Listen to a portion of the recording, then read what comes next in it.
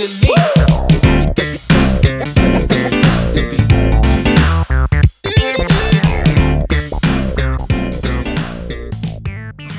back to the Citizen channel. We're all staying safe and well, and our continuing look at Jack Grealish at City, of course, as I'm recording this. He's played his first 3 games for Everton, or 2.5. He came on a sub in 1, and he's doing okay. And there's an option for Everton to buy Jack, of course, at the end of the 2025-26 season. And of course, he's officially on loan, but we don't think he'll be coming back, so we're doing a little bit of a special on Jack time at City, and if he does come back, we'll do another special. Doesn't matter. We did the same with Gundogan. We did a bye-bye, and then we had to do another season one for the season that he came back. And of course, he didn't do another season after that, did he? But hey, that's just happened as I'm recording this. Right, yes, this is part 4, guys, so make sure you've had a quick check out of part 1s, 2 and 3. Please, if you do enjoy the content, the effort that goes into these, smash that like button. That'd be wonderful. Subscribe if you've not already done so. And yes, you can even hype it. I mean, we have something called hype points now, don't we? You can actually hype it, and that helps all the algorithms, like the liking it does and stuff. So it helps me get to certain ratings, etc., which helps this channel, which helps me, which I'd appreciate any help you can give me, guys. There's other ways of doing that. I'll talk about that later on. But yeah, give those buttons a smash and give us a hype. My appreciation. Last time we had a quick look at a special special interview that Jack did on the 15th of April in the Manchester City magazine of a game against Leicester City, talking about his season so far, how we were doing. Of course, we're still within touching distance of Arsenal at the top of the table by the 15th of April, and we were doing very well in other competitions, as we know, because it was going to be a very important season for City and Jack Grealish, of course. And he was talking about how Pep had supported him and various things. So we finished there last time, and the game itself against Leicester, of course, ended in a 3-1 win for City on the 15th of April 2023. So we'll take it up from there. We had a little change from the match reports and stuff last time out, but this time out, back onto it as we look an interesting end to season 2022-23. On to Champions League action after that Leicester game, a draw at the Allianz Arena against Bayern Munich in the second leg on April the 19th. Of course, put us into another Champions League semi-final with, only Real Madrid. Nothing to worry about there. Jack rated an 8 in that game. From Simon Bukowski of the Manchester Evening News. And we had a new bubble gum, Simon said. I don't think he used the term bubble gum, but he actually said the ball just sticks to his feet at the minute. That's what used to happen with Bernardo, didn't it, back in the day? When City needed an out, he was there. He's growing week on week. He was getting fairly good reviews by this time in his City career. Just a 7, though, from Andy Dunn in the Mirror. He wasn't as overly impressed as Simon Bukowski. And speaking of semi-finals, of course, City progressed to another FA Cup final on the 22nd of April with a 3-0 win over Sheffield United at Wembley. A 7 from Simon Bukowski for Jack for this one. But not all easy for Jack until his cutback was scored by Mahrez on 66 minutes, which made it 3-0 and, of course, game over. It was big game after big game, seemingly, for City at the time. And despite Arsenal still being 5 points clear at the top, City now had 2 games in hand. So when the Gunners arrived at the Etihad on the 26th of April, it was very, very interesting. Simon Bukowski praised his work ethic in this game in defence and his threat level in attack, and he rated him an 8 out of 10 against Arsenal. Of course, we ran out 4-1 winners to crank up the pressure and cement that. The title was now in our own hands, as Pep said. There'll be a couple of humps in the road or bumps in the road on the way, but we know what happens, don't we? A quieter game for Jack, though, with a 2-1 win at the Cottage on the last day of April. Just a score of 6 from John Cross, though Simon Bukowski gave him a 7, saying, "Never stopped running and unlucky to see an effort turned onto the bar." West Ham visited Manchester on the 3rd of May, and we had a comfortable 3-0 City win. Simon Bukowski said of Jack's performance, 8 out of 10. Again, City player of the match performance. Simon appreciated for Jack in this one.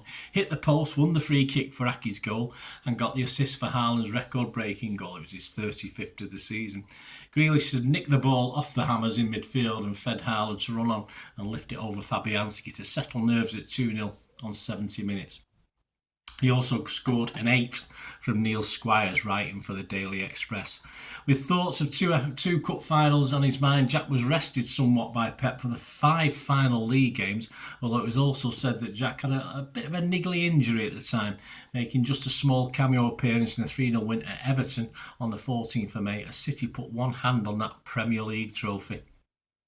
On May the 9th in the Bernabeu, a 1-1 semi-final first leg, he did what was asked by Pep, drew fouls, kept the ball with a little battle with Carvajal, of course, and Jack took aim at various pundits, the likes of Graham Souness, who criticised him for keeping the ball too long that night. Pep's mantra to Jack was simple. He told him before the Bayern game, you know what having the ball is, it's about being the one to keep the ball to calm the game down. And of course Pep reiterated this for the Madrid game. Following that 1-1 draw away to Real Madrid, it was calculated at this point that Grealish had created 35 chances in this season's Champions League alone. This was the most on record by an English player in a single season. In the Madrid return leg, Grealish was a standout performer. Simon Bukowski said he didn't put a foot wrong, and on the night terrorised Carvajal in City's 4-0 romp.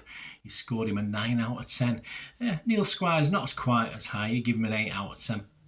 On the 20th of May 2023, Grealish won his second consecutive Premier League title after Arsenal lost 1-0 at home to Nottingham Forest. Yes, we didn't even have to play, did we, to clinch it. His Premier League work done for the season. He watched on from the bench as City beat Chelsea 1-0 the following day on the 21st of May, although he was quickly on the pitch afterwards to celebrate as we got presented with the trophy, of course. But Pep had claimed that Grealish and 3 others had injury problems and were in a race to be fit for the FA Cup final against United on the 3rd of June. But Grealish started in City's victory, a bit of mind games I think from Pep, in City's victory against United in the final of the FA Cup. Almost disaster though, as VAR gave United a penalty as the ball brushed his arm in the box and an undeserved equaliser followed for United for the resultant penalty. Jack was a little bit perplexed by the decision, as was a world of non-United blinkered fans. Simon Bukowski rated him a 7 that game, but noted at times he struggled to get the best of Wan-Bissaka. Really? Anyway, a 7 from Simon Mullock as well. Grealish later spoke of how the achievement was the stuff of dreams when you're a little kid. 1 week later, he played the entirety, of course, of the Champions League final against Inter Milan as we sealed our continental treble after the best one. Better than some other team did, after winning with a scoreline of 1-0. Like most of the team, it wasn't the best game in a City shirt, but he drew some fouls to ease the pressure at times as Milan chased the game. In a post-match interview, Grealish said the achievement was what you worked your whole life for and called his manager Guardiola a genius. Grealish would go on to be seen after a day and night of partying, and a day and night of partying, another day and night of partying, a little worse for wear, stumbling off the plane. Well, they did stop off in a beefer on the way home, so that wouldn't have helped, would it? He was later seen celebrating, of course, still in his full kit wanker, just hours before the Manchester City's treble parade, but it absolutely pissed out, as you know, when I missed it, because I was stuck on a tram and then I just couldn't be asked coming back after getting back, of course, from Istanbul. During this parade, Grealish was also positively identified by the media as enjoying himself very greatly. So I think he did. I think he was pissed, basically. Pissed as a newt was a better headline, but they were far too courteous to say that. Though some papers, as you'd expect, were a little bit over the top in criticism. But as a player, most of the media agreed on his positive contribution to a wonderful season for City. Neil Johnson of BBC Sport commented that Grealish had become almost undroppable for the big games. Grealish himself commented that he now felt like one of the main players of Manchester City and that he was at a stage whereby he was the fittest he had ever been. Grealish had rightly celebrated his wonderful season in typical Grealish way, of course he did. His overall stats for this season: in the Premier League, he made 23 starts with 5 sub-appearances, 5 goals and 7 assists. In the Champions League, he played 12 games, 1 sub-appearance and 1 assist. In the FA Cup, he made 3 starts, 2 sub-appearances and weighed in with 3 assists. In the Carabao Cup, he made 2 appearances, 1 appearance as sub. And in the Community Shield, yes, at the start of the season, of course, when we got beat by Liverpool, he'd made 1 appearance in that. David McDonald, journalist, with his score for the City players of the season, gave him a 9 out of 10. He concluded that it's a season where he unburdened himself of that £100 million price tag. Brilliant from start to finish. A slight exaggeration, I think. His very best came in the second half of the season. He made a good start, and then he saved his best till last. But more in a moment on my thoughts with my Player of the Year and the Manchester Evening News ratings. And well, that moment's now, because my own analysis and the Manchester Evening News of Grealish's season, I summed up in my Player of the Season vlog for that season. This is what I said. I had 17 players qualified to be judged on their season, and for me, Jack came in at number 10. Not as high as some people might think. I wrote and commented on the first shock. I wrote at the time at number 10 is City's number 10 is the Manchester Evening News actual second highest rated player. So a big difference between my ratings throughout the season and the Manchester Evening News is mainly Simon Pekowski's ratings. They had him as number 2. I actually had him as number 10. So a big difference. He started in 40 games. The Manchester Evening News number 2 rating is even more remarkable. As before the World Cup break, I had him 12th, but the Manchester Evening News had him 13th. So he went from 13th to 2nd after the World Cup break, because he did move up my rankings just a couple of spots. But there it is. Jack Grealish sort of split myself at the MEN so much. 6.84 average I gave him. Overall for his games, an impressive 7.27 for the Manchester Evening News, so almost half a point more on a regular basis. So yeah, Evening News thought more of him, and Simon Pekowski perhaps thought a little bit more of him than I did. 5 goals, 11 assists. He's an okay return, and he has gone up a notch this season, I did comment. But for me, these stats had to improve even more. Most of his high ratings, I thought, came in the Champions League knockout rounds. His best Premier League scores came in the home victories against United and Liverpool. And he definitely saved his best for the second half of the season. Despite a good start to the season going back to the US tour, he did have a bit of a dip. So, in a season when Jack appeared to come of age, personally I thought he could do a bit more, would he? We'll have to see, won't we? So join me next time as we go forward a season. He's probably recovered from his hangover, although not necessarily so the way he played sometimes. But we'll go forward to season 2023-24 when Jack seemingly did struggle at times again. Frills, obviously not the hangover, that'll be way in the past. But yeah, he did struggle to match the glories, of course, of the 2022-23 season. He wasn't alone. Lots of players had the same sort of problem. But some of the old frailties and media criticism, sadly for Jack, would return. So join me next time for a look or a start of a look at season 2023-24. Any memories of Jack, guys? Just let me know.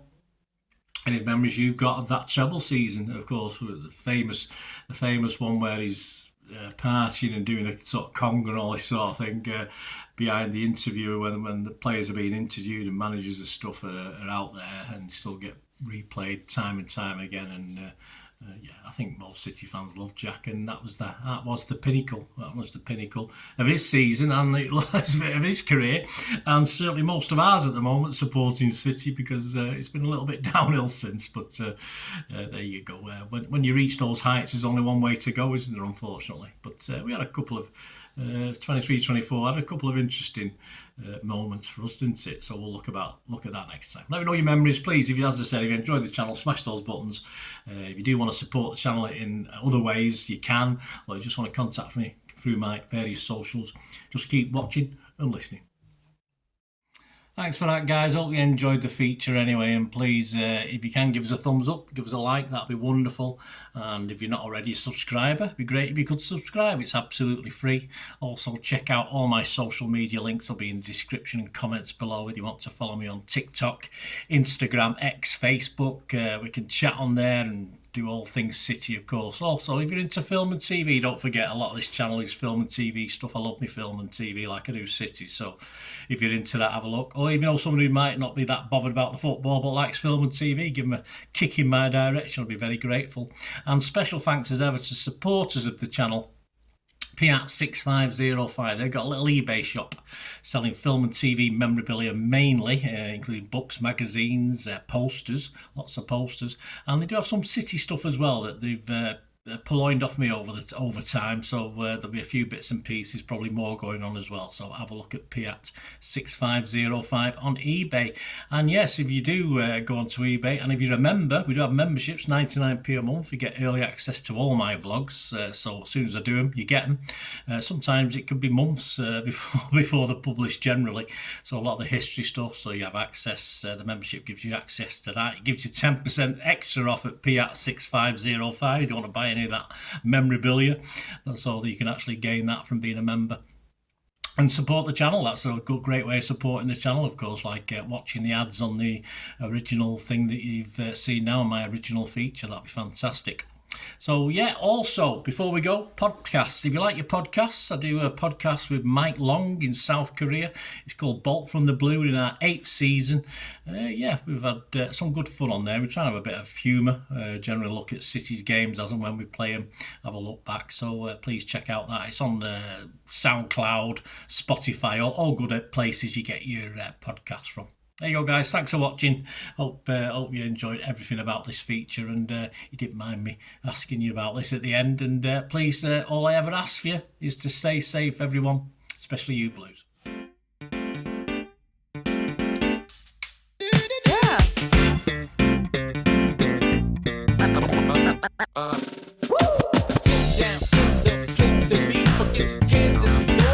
Definitely